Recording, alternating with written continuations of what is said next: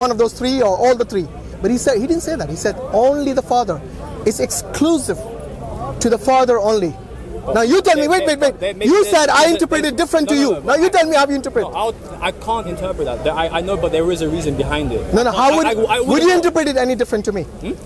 Would you? Yeah. Okay, how would you interpret it? I want to know. For me, in the sense where I'll be like, God is showing His humbleness to humanity, where He's got His meekness to say, listen, I don't want to be out here and showing, look, I'm God and I know everything. I'm like, you know what? Let me show you what it means to be human, and to show those innate natures of. So He's basically showing His nature as a human being there. So basically, He was only a human being then. He was showing His nature as a human. Was He only a human being then? He was showing His nature as a human. Answer the question. That's me answering the question. No, you're not. I asked you, was He only a human being then? But that's completely twisting my words. No, it's not. I'm asking a question. No. I'm not twisting your words. No. I'm asking you a very simple question. No. Was Jesus? No. He wasn't fully God then. Huh? He wasn't fully God. What was your question again? Sorry. Exactly my point. You're not listening. No, you said was He fully human? Was He only a human? Was He only a human? Yes. Yeah, I said no. Yeah. Okay, so say like that. I did say no. I don't know. You're getting defensive for no reason.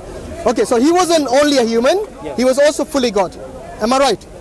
So He wasn't fully a human, but He also was. He was fully man and fully God when He said this. Yes. So when He said these words, no one knows the hour, not the Son. Yes? Sorry, not the angels, not the Son, only the Father. Was He telling the truth? Was He telling the truth? Yes. Or was He lying? I don't know. Do you think He could have lied? Huh? The Father doesn't lie. No, the Son. No, I don't think they lie. So the only other option is He's telling the truth. The only other option you have left. Look, if Jesus is not lying, what is the other option? He didn't say, look, Jesus did not say, I don't know. Yes? Who knows the hour? He told you specifically who knows the hour.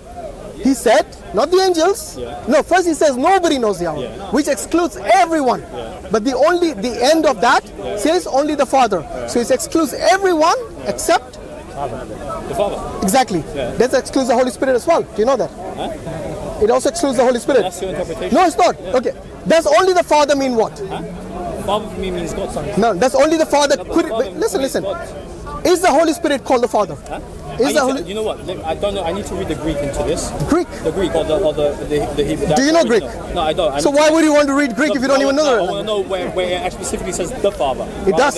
I have the Greek now. Shall I bring it up for you? Yeah. Okay. What is the name for Father in Greek? I don't know. That's why. So what's the point if I show you? But I can research. I just need to know that it specifically says Father. That how do you learn? Look. Let's be fair. No, I know. The Bible you read is in English. Yeah. So yes. That's fine. If you were to read the Bible in Greek and then retranslate it into English, yes, then you would have a huge task ahead of you. Right. I need to take No. Listen. The original language was in Greek anyway. Huh? So that itself is translated. No, that's what I'm saying. It's either Aramaic or Greek for me. You don't have the Aramaic, bro. Huh? You don't have the Aramaic.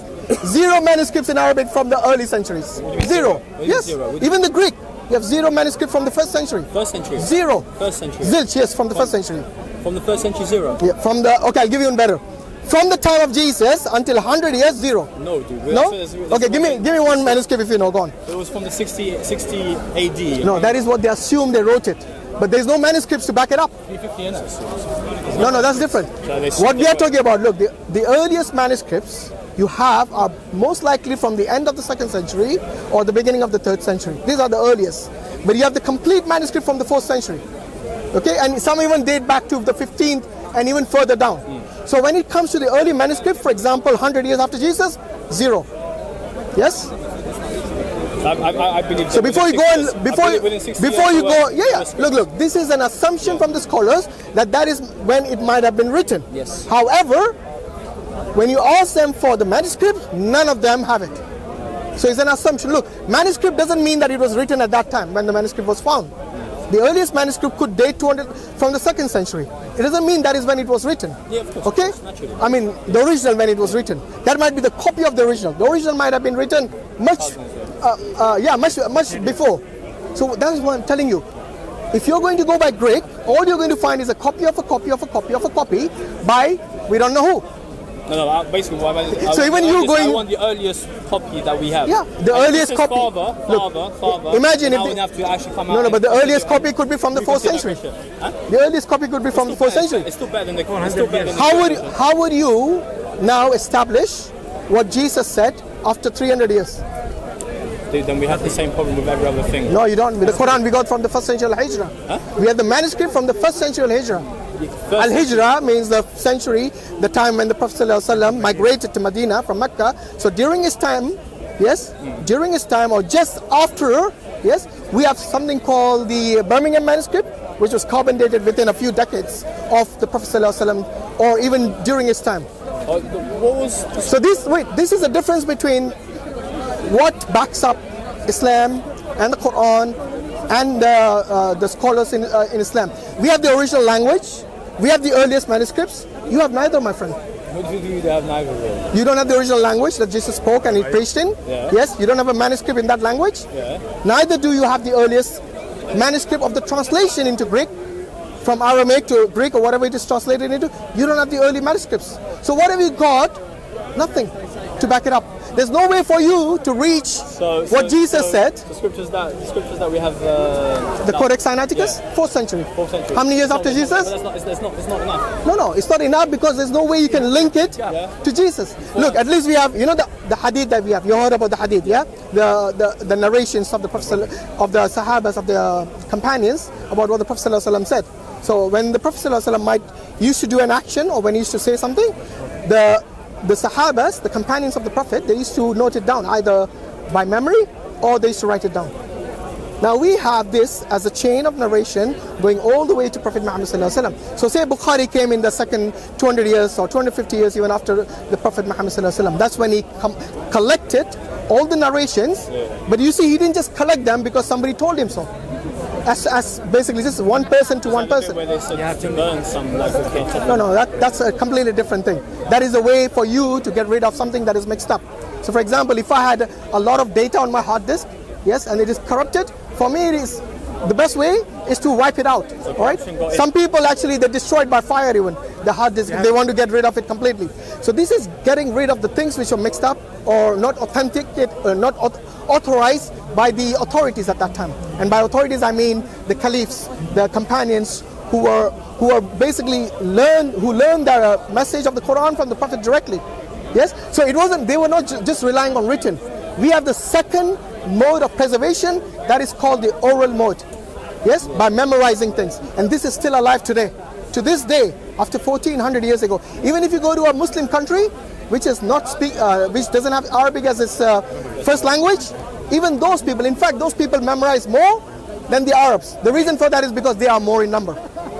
So going back, and understanding is two different things. Yeah, of course. Look, we can go, at the end of the day, it's about preservation.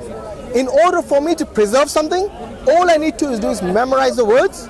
Yes, even if I don't know the meaning, the words are preserved. You see what I mean? And by the way, Muhammad sallallahu alaihi wasallam spoke Arabic. The Quran was revealed in Arabic, and we have the Quran in Arabic. Everything else that you see as a translation in English or French or Greek or whatever it is, those are called the translations. We don't call them like you do the Bible. We call them the translations of the Quran. Even if it's a translation in Arabic. Yes, some people translate, write the tafsir, the exegesis in Arabic. So yes, even that is not the Quran. Can you be saved reading the translation? Now look. I don't know. That's a red herring. Can you be saved? No, in Islam, I'm saying if you read the translation. No, when we read the Quran. So someone who wants to come to Islam, yeah, of can they course. come to Islam through Look, translation or if something? people whose language is not Arabic, those who do not understand Arabic, there's nothing wrong in relying on the translations. Nothing wrong. However, we wouldn't call that the Quran. The Quran is always in Arabic. But would you need the Quran to become like? I'm just trying to understand. Would you need the Quran to become? When you pray, you need to pray in Arabic. So the salah, not the dua, not the supplication. The salah, which is the ritual prayer, we have to do that in Arabic. So whether you're an Arab or non-Arab, you have to do it in Arabic. Yeah, you have to do it in Arabic. What's it called? Where you say The salah. Not salah, but The dua. When someone becomes a Muslim. Oh, the shahada. That has to be in Arabic as well. Yeah, the shahada we say it in Arabic because this is a formality. I'm saying yes, as someone who comes from Australia, this is what the Prophet ﷺ taught us. Yeah. Yes, like this is how you say the shahada, or when somebody becomes a Muslim, this is how you say it. And then we translate it for the person in English, obviously. Because imagine you became a Muslim and you don't know Arabic, and I'm telling you to repeat something after me. Yes, you're wondering what is he asking me to repeat. So obviously we have to translate that into English or whatever language it is. So what you saying is, yes. So going back to our so we go back to what Jesus said, that nobody knows the hour except the Father. Very clear. You see, this is the nature of Jesus. His knowledge is a nature. I wanted to study this more to actually give you a genuine That's fine, answer, that's fine. You can study it. I mean, for me, from my understanding, I know there's a loophole there. There has to be. A loophole? Yeah. Why are you looking for a loophole? No, because for me, I'll tell you why I'm looking for a loophole. Because from what I read from the Bible,